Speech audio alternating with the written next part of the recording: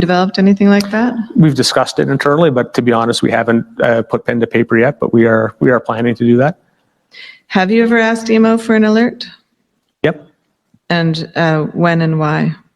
We had a missing child in 2020, and we did ask for an alert to be put out at that point in time. However, it didn't meet the criteria for a full alert ready, but they were very good to deal with, and they did suggest there's two types of alerts. There's an intrusive alert, which goes out to everybody en masse. You would see that, and we've seen it recently with storms or whatever would come out across your cell phone and would go your TV at home. And then there's a non-intrusive alert, which is given to media and social media platforms, and that's what this criteria was. They wanted to help, but they couldn't put a full alert out, but this is the option they put forward, so we took them up on it. So by full alert, you mean an intrusive alert? Correct, yeah. And what was the reason why it didn't qualify? Is that because of the situation the child was in? Yeah, correct. Can you explain that? Yeah, so there's people get confused all the time about ready alert, alert ready, and amber alert. So there's two different programs. So an amber alert is if there's suggested criminality, like a child was abducted or something of that nature.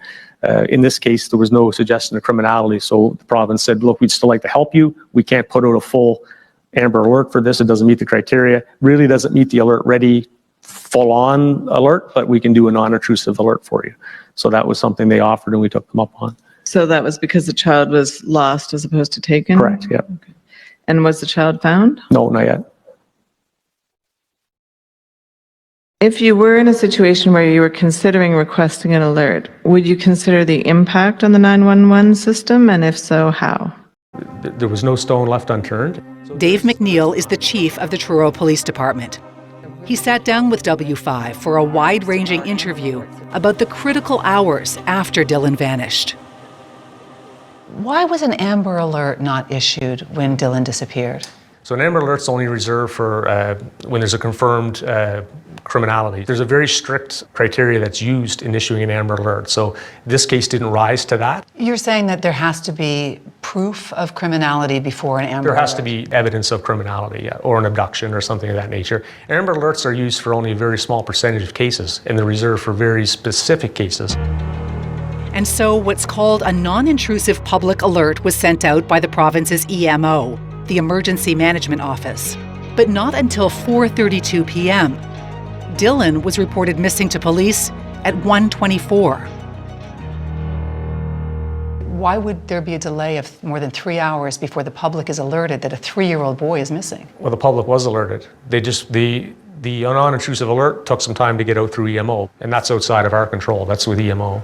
But the EMO couldn't send out its alert until directed to do so by police. The EMO tells W5 they received the approved message from Truro Police about the missing child at 4:13 p.m.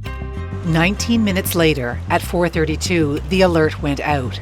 That means it took police 2 hours and 49 minutes to relay information to the emergency office that a 3-year-old was missing. You feel confident that the public was alerted quickly enough that this boy had disappeared? Absolutely. Local radio, local Facebook pages, Town of Truro website, Town of Truro Facebook page, Police Service Facebook page. It's a small community, so those networks are actually more effective locally than another type of alert. So those were done very shortly after we established that the young fellow was missing. So a press release was sent out to all those agencies saying that... I don't think a press release formal was out, but definitely messaging on a phone call to radio and social media pages for sure. In fact, there is no record of any alerts or advisories on the Truro Police or town Facebook pages on May 6, 2020, the day Dylan disappeared. The town Twitter account did tweet out Dylan's disappearance within an hour.